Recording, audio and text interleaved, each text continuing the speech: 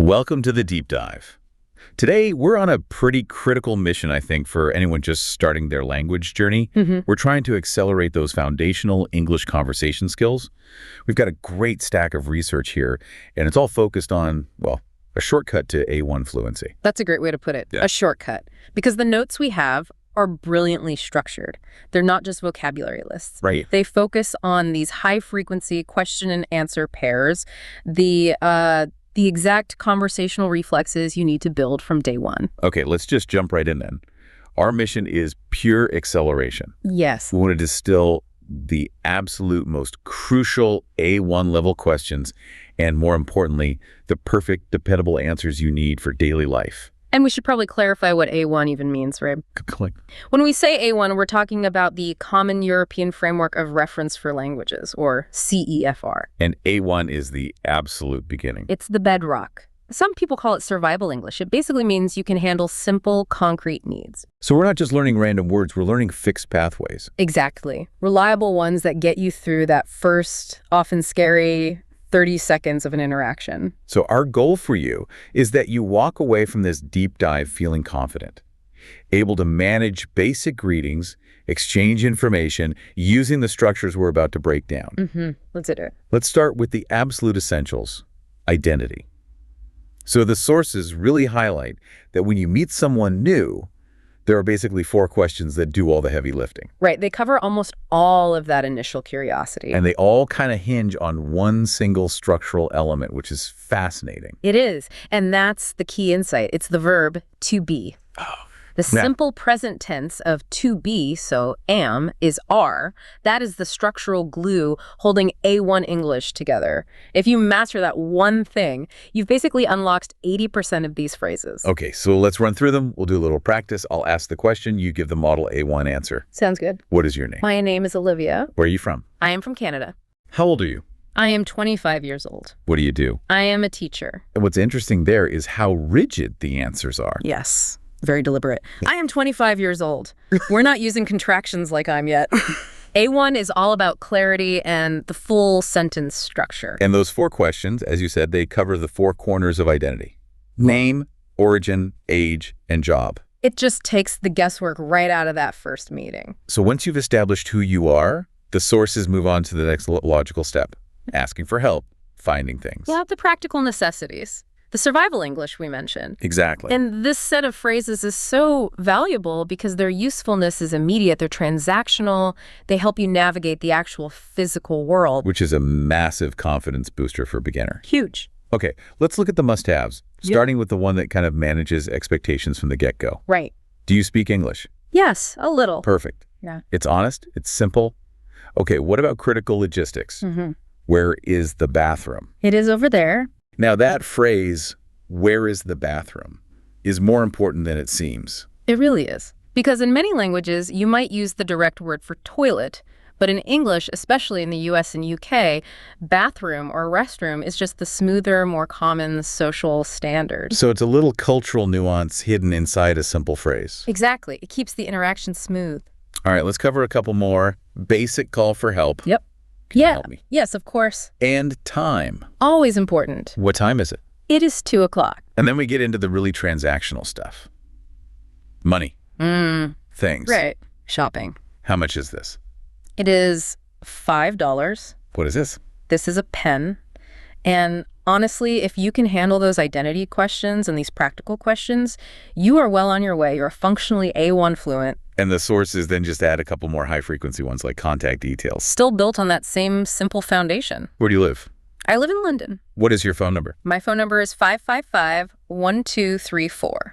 What really stands out to me is that every single answer is a full positive statement. Yes. There's no uncertainty, which has to be great for building confidence. Precisely. You're not guessing. You have a script. And the sources round out this core section with a few more simple conversation keepers. Okay. Things that move from who are you to what is the environment like? What's the weather like today? It is sunny. Are you hungry? Yes, I am. Yeah, I'm hungry. Yes, I am. Pair is a perfect example, isn't It it? is. It's a simple yes-no question, a closed question, and the answer just confirms the status. You aren't forced to describe why you're hungry. It's manageable. Yeah. So we've built the foundation. Now let's move to the second huge category for success, the greeting. The sources spend a lot of time on the different ways English speakers ask, "How are you?" Oh, yeah. Way more variations in a lot of other languages. And this is where I think you can start to transition from sounding like a robot to someone who's genuinely engaged. Right, but the key insight in this section is less about learning new answers and more about understanding the versatility of the simple A1 response. So the questions change, but the answer stays the same. Pretty much. For a beginner, it should stay simple, positive, and consistent. It's the ultimate conversational hack. Okay, but let me push back on that a bit. Is there a risk that if you just say, "I'm fine, thank you," to everything, you might sound too formal or, a bit unnatural? That is a fantastic question, and you'd think so, wouldn't you? But the sources are smart about this. At A1, the #1 goal is not sounding cool, it's being understood. It's unambiguity. Unambiguity, okay. Fine is an unambiguous signal of stability. As you get more comfortable, you move to "I'm good" or "It's going well." But for pure A1, simple is safe. The goal is just to close the greeting loop cleanly. Okay, let's demonstrate that. We'll show how the answer stays basically the same, even when the question changes a bit. Let's do it. How are you? I'm fine, thank you. How's it going? It's going well, thanks. How you doing today? I'm doing great. Hello. Is everything okay? Yes, everything is fine. You see, that simple positive answer just acts like a conversational period. It closes the thought. In English, a lot of the time, "How are you?" is just a ritual. It's not a real question. It's not really an invitation for your detailed medical history, no.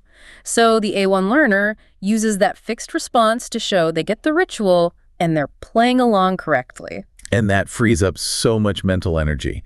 If you're not stressing about how to answer, you can focus on listening to the next thing they say. Precisely. And look how it works with time-specific greetings. The context is added, but the answer is still just the simplest confirmation of well-being. Good morning. How are you? I'm very well. Good afternoon. How are you? I'm good. How was your morning? It's great. The beauty of that is the learner can feel successful immediately. They've recognized the question type of status check, and they've used a reliable answer. And this brings up a good point about verb tenses. Most of these greetings use the present simple, "How are you?" or the present continuous, "How is it going?" So mastering the present tense handles probably 90% of your daily greetings. What about negative answers? Do the sources suggest how to say "I'm not doing well" at an A1 level? Or is that just too complicated? That's where it gets interesting. The A1 material pretty much avoids negative emotional states. Why is that? Because expressing them well requires more vocabulary and usually an explanation, which immediately pushes the conversation way past A1. The closest the sources get is something functional, like "I am busy" or "I am tired." So they're explanations, not feelings. Exactly. So the advice is, if you're a beginner, just stick to the positives. It keeps the conversation moving and, most importantly, keeps it manageable. All right, so we've covered the A1 identity and greeting structures. Now the sources start to push us a little bit into these transitional phrases that edge the learner toward A2. Yes, this is the big inflection point. This is where you start using the simple past tense or maybe the present perfect. Moving from A1 to A2 really means moving from a static status, "I am a teacher," to talking about history, about past actions. I went to work yesterday. It requires a whole second verb tense, which is a huge sign of progress. You can see that shift immediately when we look at checking on someone's recent past. The question itself is about a completed action. Right. How have you been at? I've been fine, thank you. How was your weekend? It was great. And see, the response is still simple and positive, but that structure, "it was great," confirms you can use the past tense of "to be." So that's the difference between being fine now, which is A1, and confirming a past period was fine, which is A2. You've got it. That's the leap. Okay, let's look at some other high-frequency daily talk that uses the simple past. Good morning. Did you sleep well? Yes, I did. How was your day? It was busy, but good. That answer, "it was busy but good," is perfect. It's a little more descriptive than just fine, but it's still using simple, common words. It conveys progress. It conveys coping.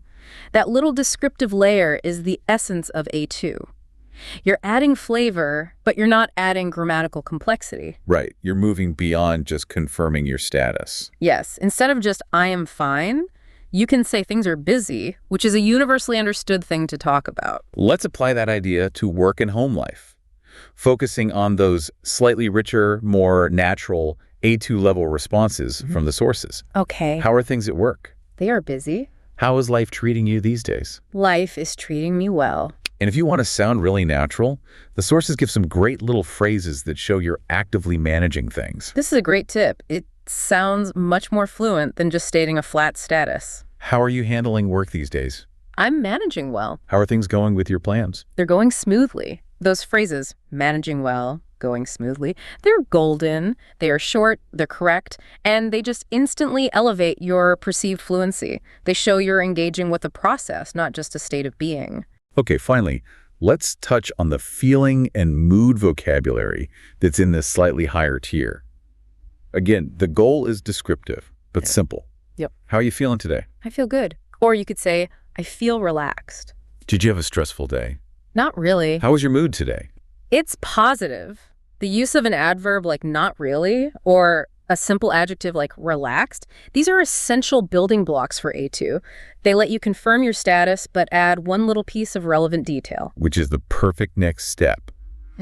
So if we zoom out for a second, we've covered the core structures for A1 acceleration, personal identity, practical phrases for navigation, and the dozens of ways to handle a greeting while keeping your answer simple, consistent, and positive. And the deep lesson here is really structural, isn't it? Yeah. It's that consistent repetition of these fixed Q&A pairs is the absolute fastest way to internalize this stuff. So don't try to invent new answers at the beginning. No, not at all. Use the simple positive ones we reviewed. Just trust the structure that the sources provide. It works. And for one last actionable tip, because confidence is also about knowing how to end a conversation, not just start one practice, the simple close from our sources. It's so simple. See you later.